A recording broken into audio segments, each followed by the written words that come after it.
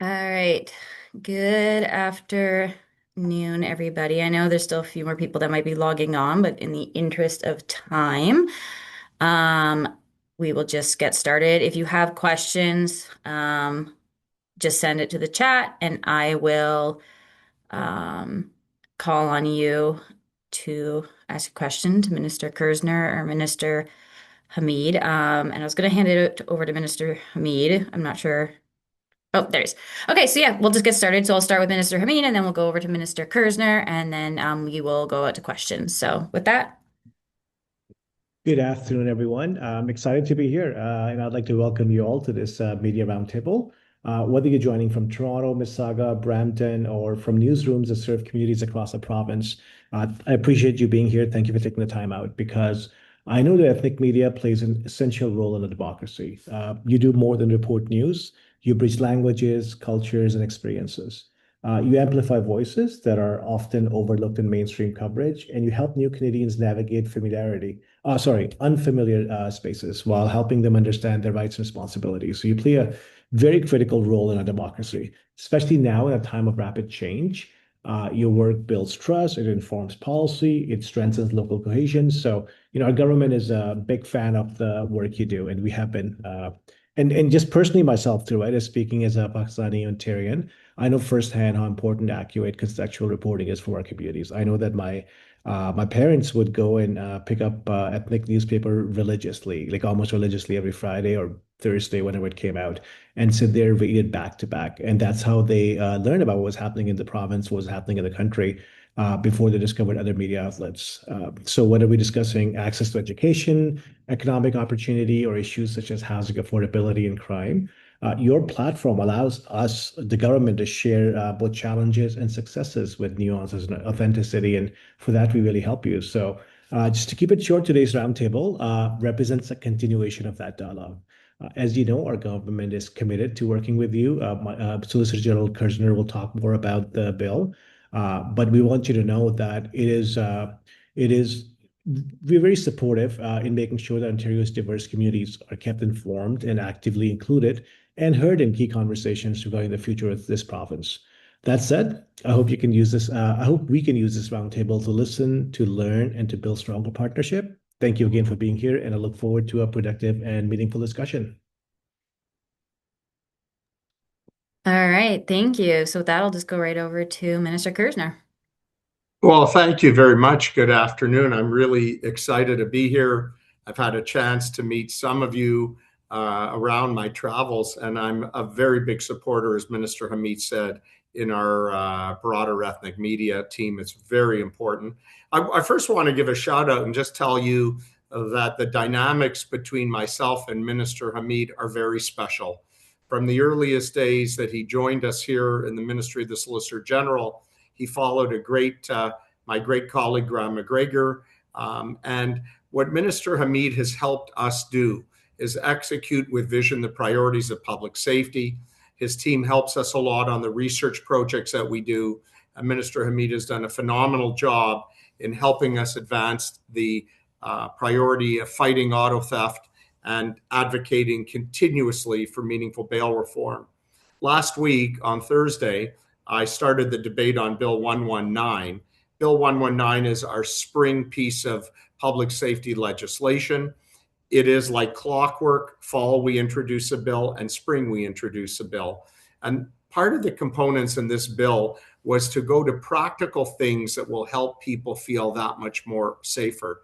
In transit, as an example, if you're on Toronto's transit system or the Metrolinx Go Transit, or you live in Ottawa OC Transpo, it means that the special transit constables that help keep transit safe for riders will now have additional authority, effective July, to stop somebody from openly using illegal drugs on transit. It's another way that we can feel safer. And this way, they will have new authority to make arrests, and we're very happy with that. We're also in this bill looking at going after the bad actors on towing, because there's a lot of good actors on towing, companies that have been around a long time, but there's people that prey on the vulnerable, and that take their money. And we are going and cracking down hard on these bad actors. We also want to make sure that if anyone was ever victimized through human trafficking or something like that, and if a criminal made that person incur debt to give them the money, that there will be debt relief for a person that has been trafficked or a victim. That's something that we wanted to work on, and that's important as well. A few other great tidbits, but I'll wait for your questions. And again, Shannon, thank you so much. We're lucky to have Shannon with us today.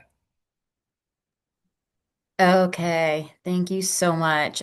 So if you have a question that you'd like to ask, please just message me in the group chat so I know to call on you. But to start, I know Bill at GrecaTV has a question, so I will go to you. Thank you, Shannon. It's nice to see the minister, Minister Kirzner. You've attended practically every ethnic event that has happened, and we truly appreciate that. And as I look to the initiatives that you're taking in this Protecting Ontario Streets and Communities Act 2026, I see this is a very important but very big undertaking. And I don't want to take time, but whether it's the OPP commissioner allowed to publish high risk offenders or giving special constables at TTC and other travel media special authority to act, or how to conduct the tow trucks during an accident or whatever. It's a big undertaking. So my first question is that in order to conclude this act and become law eventually, do you have to wait for the other pertinent acts to happen first, or they'll follow with regulations? And the reason I ask is, for example, when I look at the amending the Provincial Offences Act, it's something that involves, of course, the AG, and perhaps Minister Hamid can answer that as well. I see that now, without judicial presence, the prosecutor and the defendant can enter a plea bargain.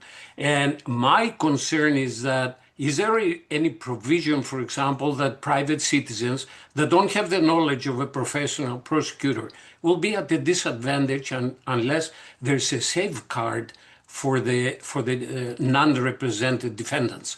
And thank you both. Yeah, well, firstly, Bill, a shout out to our incredible Greek community. I love my Greek community in my riding of York Center, and you are a tremendous representative, the best of the Greek community media. So thank you. Some of the stuff will actually happen on July 1. The changes that I'm making for the authority that I can grant special constables is happening almost immediately. Other stuff will have to wait for the legislation to be passed. I'm hopeful that the legislation will move through second reading this week and then and be sent off for more consideration. So I'll make sure our team gets back to you specifically on the matter that's directed to the AG. But look, there's another very important part of this conversation, Bill, that we're addressing. And I'd like Minister Hamid also to dovetail his comments. Retail theft has been a massive problem in Ontario. It's a $9 billion a year problem. People now are so brazen going into a liquor store or a food store that they're just walking out with product. That loss is compounding the increases that we as legal customers in stores have to pay. We want to update a few things, Bill. We want to update the regulations and the standards of security guards so that if you are a security guard, you should be trained in a way that meets some baseline standard. Unfortunately, the last government kind of buried it into a filing cabinet, never did anything. We're taking it out and we're going to make it very, very strong. so that people will know if you are a security guard, you're better trained, there are standards of compliance, and that's one way that we're going to combat retail theft. And on the AG side, Bill, we're looking at having prosecutorial teams that will be specific to combat retail theft of people that violate the law. But I'd invite my colleague for his thoughts. Thank you, Minister. There's actually a lot in this bill. So we can talk about one of the things that's an issue in my riding and a lot of ridings around GTA, which is illegal truck yards. So what we're doing in this bill is, Minister, sorry, I thought you were going to say something. Yeah, so we're actually giving municipalities the power to slap heavy administrative monetary penalties. So these are immediate fines. So rather than having to go to court, which is what happens today, they'll be able to put fines immediately. But at the same time, Ministry of Transportation, under Minister Sakaria, they're also finding Metrolinx land or a government land that could be used for legal truck parking. So a combination of that would be really helpful. Something else that I've heard from a lot of folks is cosmetic pet surgery. So things like declawing cats or cropping dog ears or the vocal cords, tail docking. These are unless they're done by a vet for health emergency, they're going to be outlawed and banned as well. But there's a lot in here. One of the things that I would encourage you to look at is the sex offender registry update. So there are a number of things that we're doing in here that I think we need a lot more time to go through that. Yeah, thanks, Bill. Thank you both. Back to you, Shannon. Okay, next I will go to Shazia at EOS. Thank you very much, Mr. Kersnes, for talking to us, and thank you very much for the opportunity, Shannon. I have two questions. First is that this act has been introduced now, but what exactly are the salient features of this act? Because we are not really aware what the act entails. And then the number two thing is that, in the courts, they lack lawyers, they lack public prosecutors, they lack judges. So is there any movement in at least Ontario to hire more judges, to hire more public prosecutors so that the offenders are not really let go so easily? My third part of the question is that there are some criminal gangs that are operating not only in Ontario but across the country, and those gangs are hiring foot soldiers. So is the provincial government aware of it, and is there any crackdown against them? So three questions. Okay, guys, I'll just, in the future, if we could just try and keep it to one question, please, and follow up if we have time. Just trying to answer so many questions at once can get confusing. So I'll just pass it over to the. I'll try to, again, we're a team. So I'll start, and Minister Hamid will add the balance of the answer. Yeah, well, firstly, our colleague, the Attorney General and the Associate Attorney General, we've been hiring Crown prosecutors like never before. We've been appointing very tough on crime justice of the peace. We have been appointing many more justices. That has sped up the court system, and over time, that will allow a predominant amount of the judges to be what we call judges that we appointed since we came to office in June of 2018, who are tougher on crime. The second thing is we're building out an enormous correctional capacity expansion that has never been undertaken like this in the history of the province. The Liberal government, in 15 years, the Ontario Liberal government closed 8 jails. That fact is undeniable, but they never said anything about it. They took 20% of the then capacity offline, but they knew that the population was growing. So we believe that our position of putting $3 billion into capital infrastructure, bringing 2,500 new beds online is the right way to go. And specifically pointing to specific things, the keynotes in this legislation, we touched on it, but it's tackling the illegal towing industry that's preying on vulnerable people. It's making sure that we have public dissemination of information where sex offenders may be lurking in a community, and we think that's executable. We're going to strengthen our transit safety in Toronto, Ottawa, and the areas that GO Metrolinx is responsible by having special constables being able to make arrests. So there's a lot of hallmark pieces, but I'll ask my colleague, my friend, to add a few more.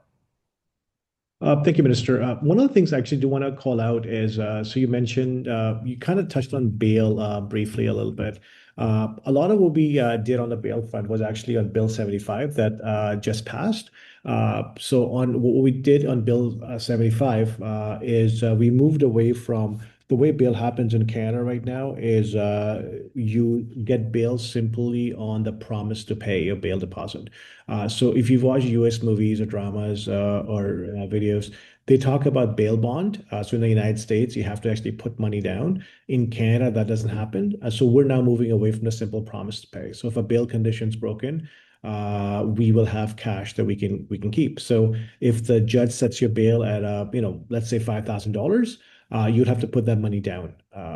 And what that means is that province will now be able to go after your property lien or forced sale or anything else to recover that money if you don't comply with the bail conditions. So it adds some teeth into it, but in bigger issue is that criminal code is federal in Canada. So unless the federal government moves faster on the legislation they've introduced, there's only that much we can do at the provincial level. You had mentioned, and I don't want to take too much on this because I want everyone to be able to answer questions, but you had kind of touched on people getting released on bails because of courts. It's really because of our laws. So the way the criminal code is set up, courts are required to release offenders on bail as soon as possible with minimal conditions, and that often means right away with no conditions at all. And that's something we're asking the federal government to change. They have introduced legislation, but it hasn't passed yet. So we're still waiting for that to work through the system. Yeah, thanks. and there was one more thing about the gangs operating in the province. Oh, yeah. Well, with the gangs, I'll be with our federal public safety minister right after this call.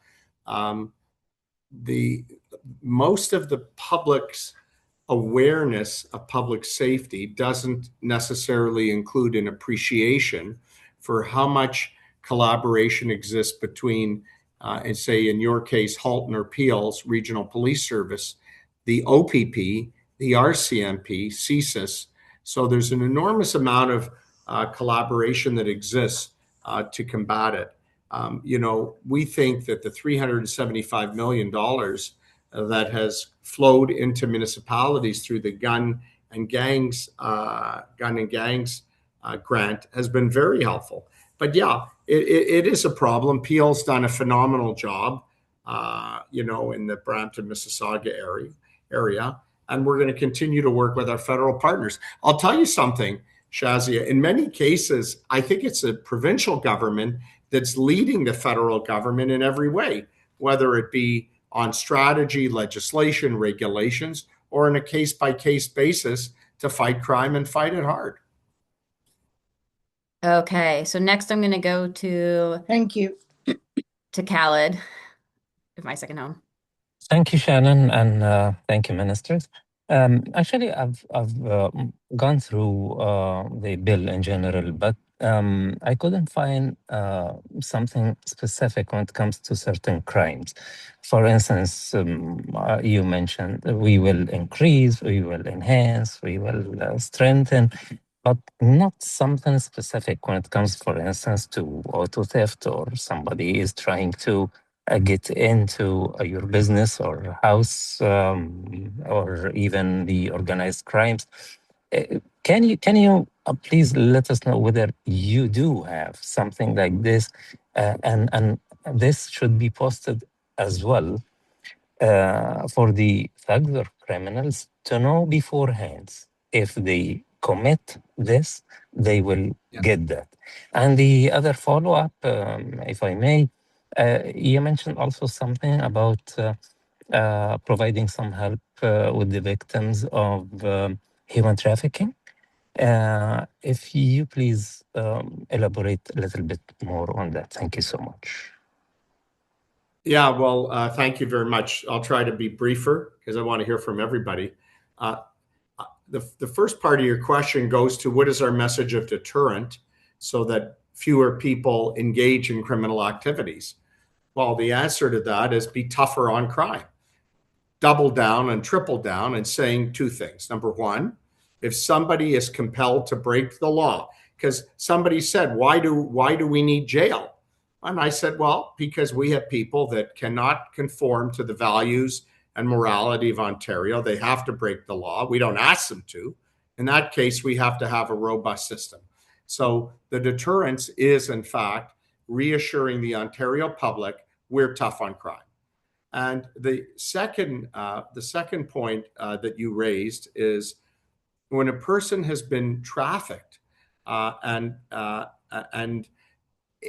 we have to remove the financial barriers and allow a survivor to rebuild their life. So I think this is amazing. It just goes to how we align ourselves with victims. And I really have to say the opposition parties today don't align themselves with anything, or I think they're better aligned with the criminals. It's funny. I got a question this morning in a media scrum in Niagara Falls, and people were very concerned about us further curtailing the rights of somebody that broke the law, implying that they should be out of jail as quick as humanly possible. And I don't agree with that. Minister Hamid? No, sir, you summarized it pretty well. So that's from our end. But Khaled, I think a lot of your questions actually pertain to the federal government because, as I mentioned earlier, they're the ones that set the criminal code, and the criminal code is just way too weak in this country. But we're doing what we can at our level. Okay, thanks. Next, I'm going to go to Abhishek from Pravasi.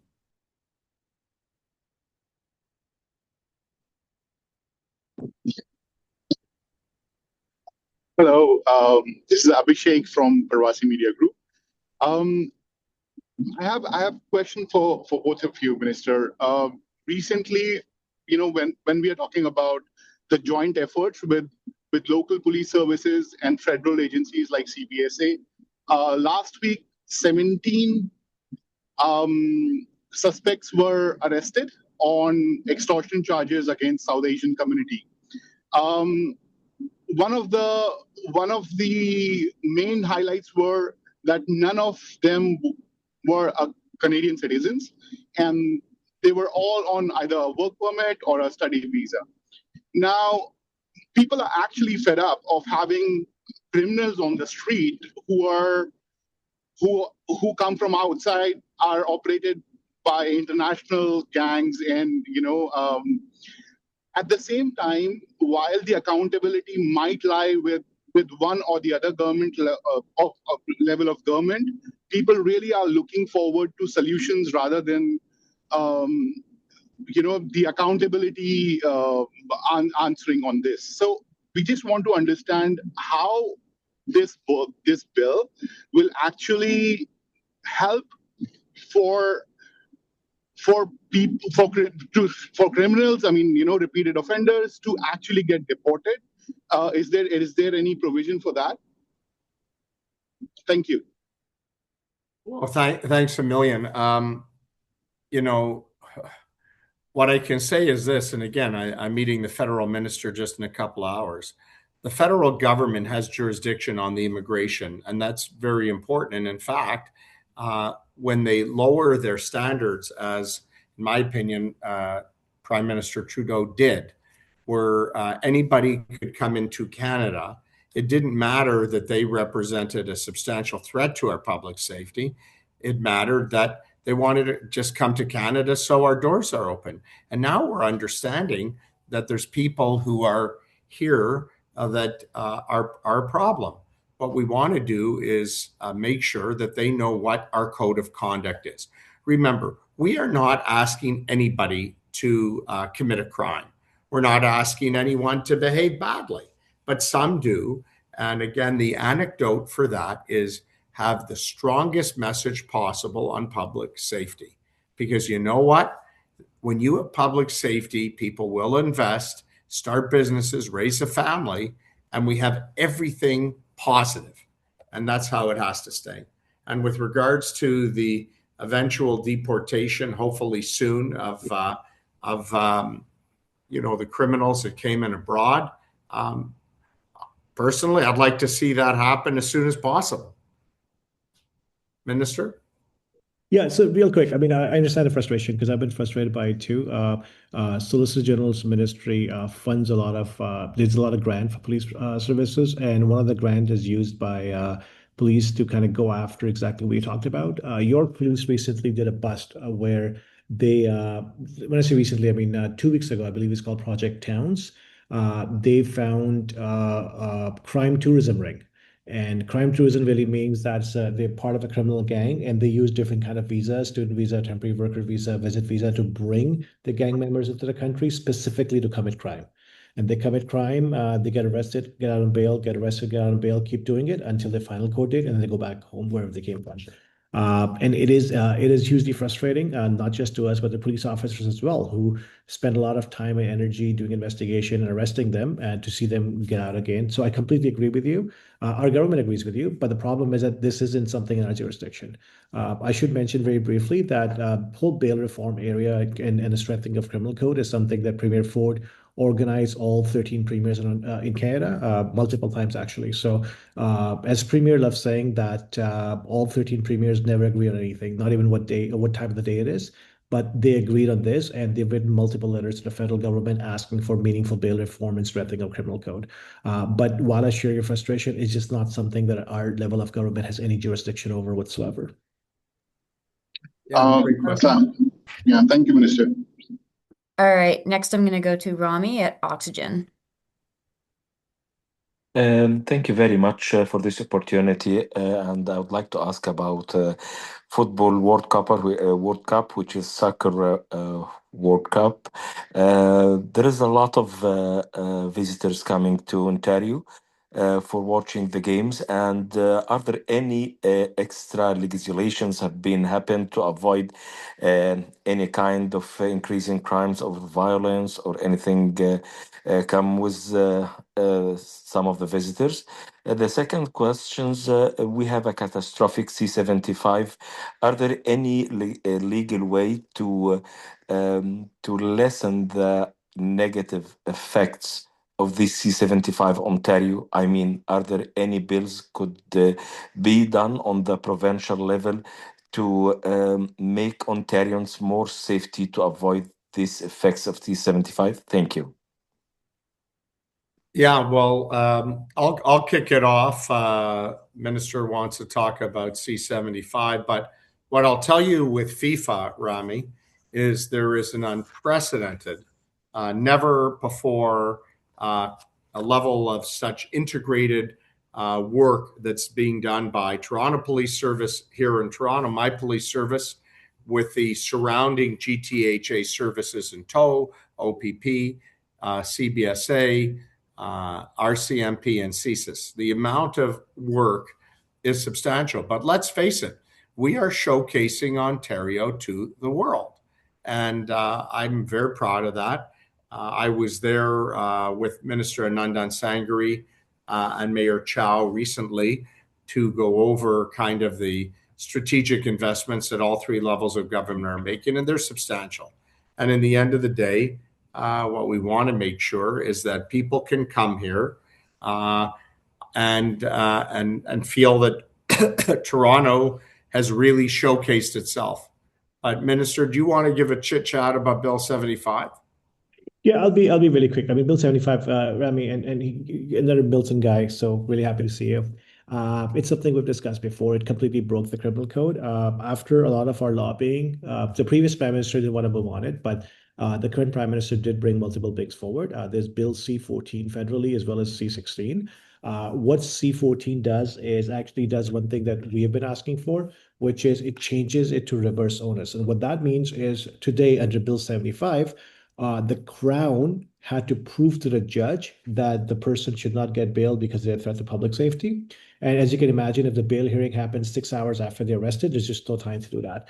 Now, for different things like home invasion, for auto theft, for extortion, for human trafficking and smuggling, there's reverse onus, meaning by default, they don't get bail unless they can convince the judge that they're no longer a threat to public safety. That's really how it used to be under Harper. Bill C-75 kind of broke that, changed that, and it's going back to the old ways, which is good. It also changes. So what happens today is that if you, for example, let's talk about extortion, right?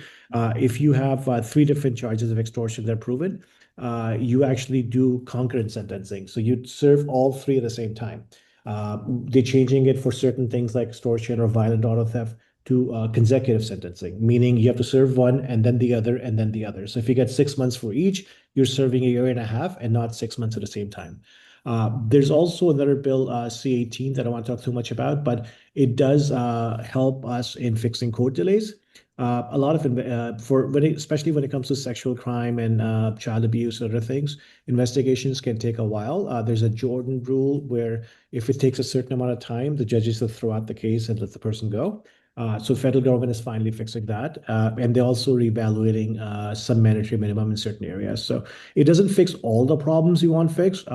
These bills are really good first steps, but we're working with our federal counterparts to make sure that the progress stays up. And if you ever talk to anyone from the federal level, as the minister said earlier, at the provincial level, we have two justice bills like clockwork, a spring justice bill and fall justice bill. It allows us to react very quickly. And my ask to the feds is that, look, don't go years without doing anything. We need to keep up with it and just bring two bills every year like we do. Thank you very much. I appreciate it. Thanks, Rami. All right, next I'm going to go to Rajinder.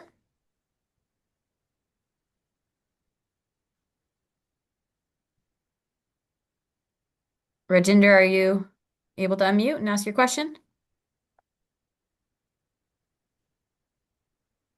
Can you hear me, Shannon? Yeah, I can. Yeah, Mr. Harrow, how are you? Well, we're great. Okay, Mr. I don't have any question. I just want to bring to your attention what's going on at the community level. I'm working in media for last 25 years. And recently, for the last couple of years, we were seeing here that the people who are successful businesses, they are being targeted by the extortionists, all these criminals. But now, recently, we have seen a trend that people who have very small kind of business, even they are being targeted, whether at the workplace or at their home. I'm just giving you one example. My just next door, my neighbor, this guy is running two small time businesses, stores, and last week he was targeted at his home around 12 o'clock in the night. 8 shots were fired at his house. Now, this is the third incident on our street. So I understand I'm interviewing federal ministers, I'm interviewing premier, provincial ministers, chief of police, mayors. Everybody is telling their own story. So many laws have been amended. Police is doing its job, no question about that. 17 people have been arrested. But I'm telling you, people are losing faith, trust, confidence in the law enforcement agencies. They feel now that no, they are at the mercy of these criminals. Whenever they want, they can come, they can shoot at their houses, their businesses. Police will come, they will tell them that, look, don't listen to these guys, don't attend their calls. But end of the day, they are not finding any relief. That's what I'm telling you. That is the perception in the community, which is really, really concerning, alarming for all of us. Well, I really want to thank you, Rajinder, for the comment because Sundays is usually my outing day to get some shopping done, and Premier encourages all member of caucus, go to your neighborhood grocery store, go to Shoppers, go to Home Depot, and engage people. I'm hearing something different. Yes, there are a group of our community that feel like it's time to throw in the towel. We're not doing that. We're doubling down and we're going to triple down. on investments to police services, the grants. We have something called the Community Safety and Policing Grant, money that's available to almost every police service in Ontario. It's over $90 million last year. We've got a lot of tough on crime legislation that people are buying into. But I have to set a tone, which Minister Hamid and I follow the Premier. We will be unapologetic. We will be relentless in making sure that we come forward with tough on crime legislation and regulations and make sure that we have grants that help get us to the finish line. But I'm not hearing everybody's scared. The people who have been victimized are scared because it's a traumatic experience, and I understand that.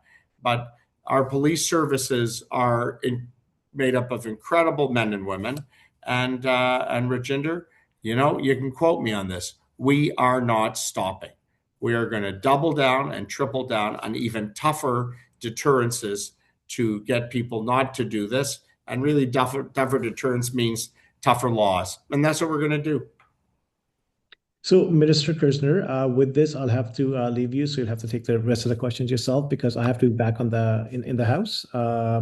Session's on, and Minister and I had excusal for a little bit, and so we have to overlap, unfortunately. So it was nice being here. Thank you for allowing me to answer some questions, and thank you for the questions.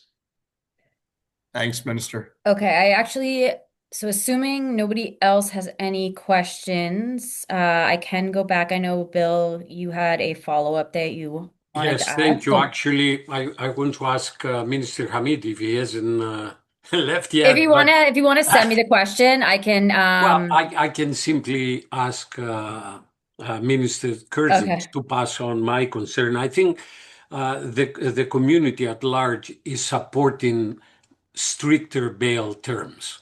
I heard Minister Hamid say that now the federal code provides for reverse onus situation, which means that the accused, if breaches, then they have to prove instead of the Crown that the evidence is there. They have the onus, in other words, to prove that. That exists now.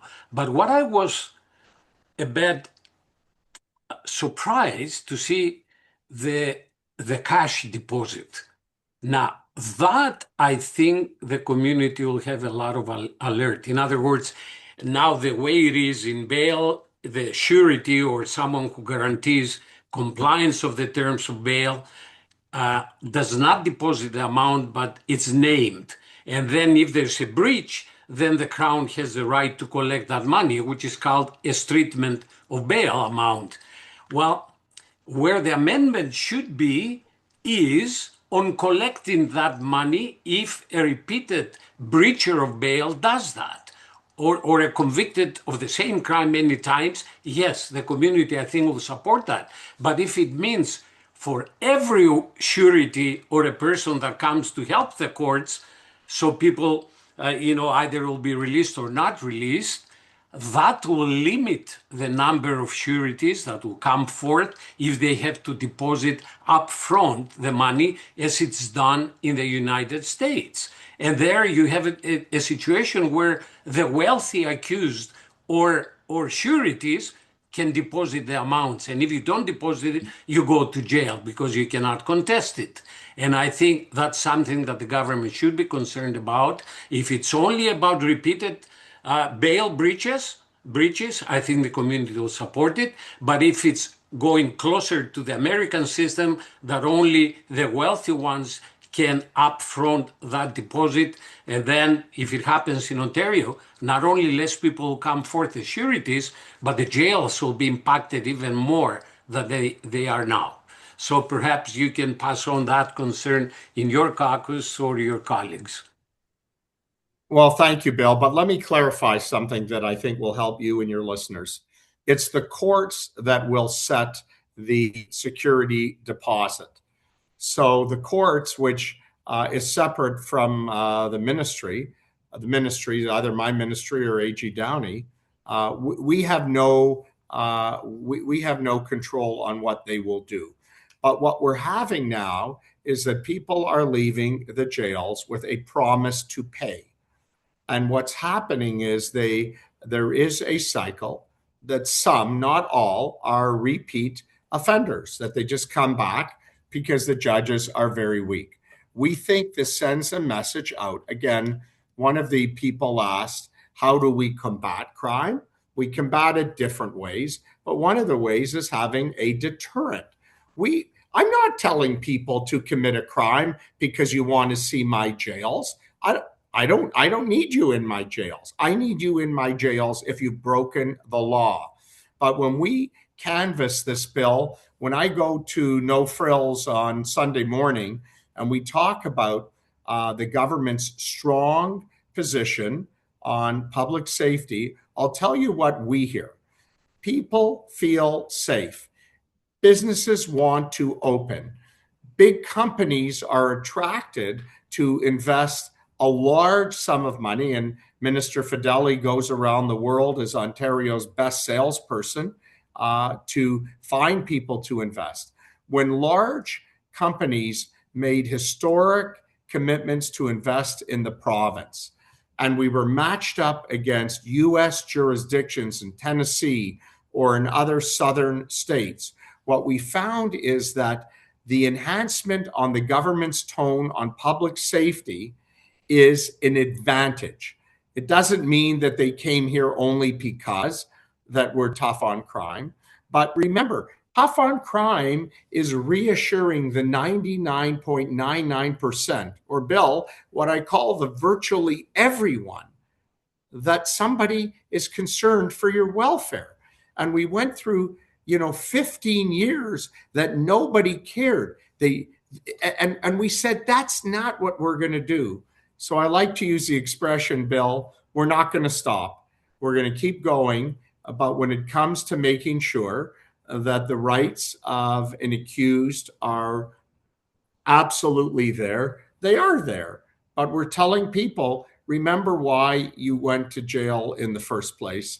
And when the judge orders the court-ordered conditions for your release, do everyone a favor. Do yourself a favor. Live by the law. Okay, thank you. So that was the last question that I had received. So, Minister, unless you had any final closing thoughts, we can wrap up for the afternoon. Yeah, thank you, Shannon, and thank you to all our media here. Listen, I very, very much appreciate the outreach that you do in all the communities across our province. It's more important now than ever that you communicate, that you listen to the communities of what's concerned, and that you stay in touch with us, because you know how the Premier is.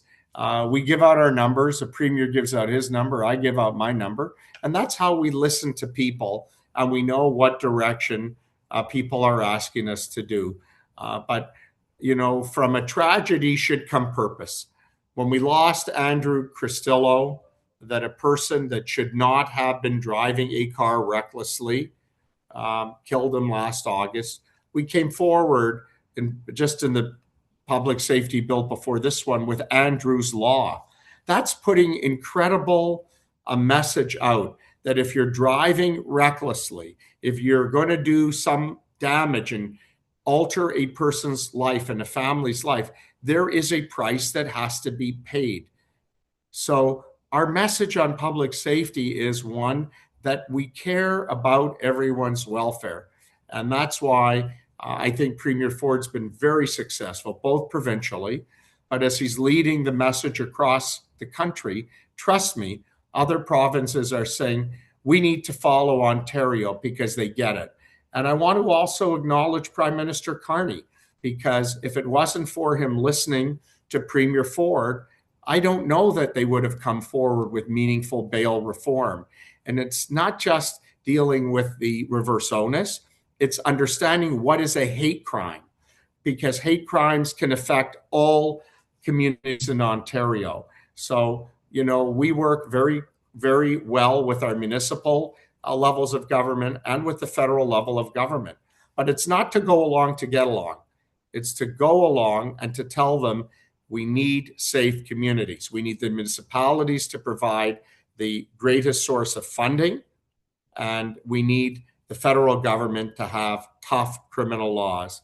I think we're in a good place, And as I like to say, and I said it this morning at two conferences, Shannon, we're going to go from strength to strength because we care about protecting Ontario. Thank you.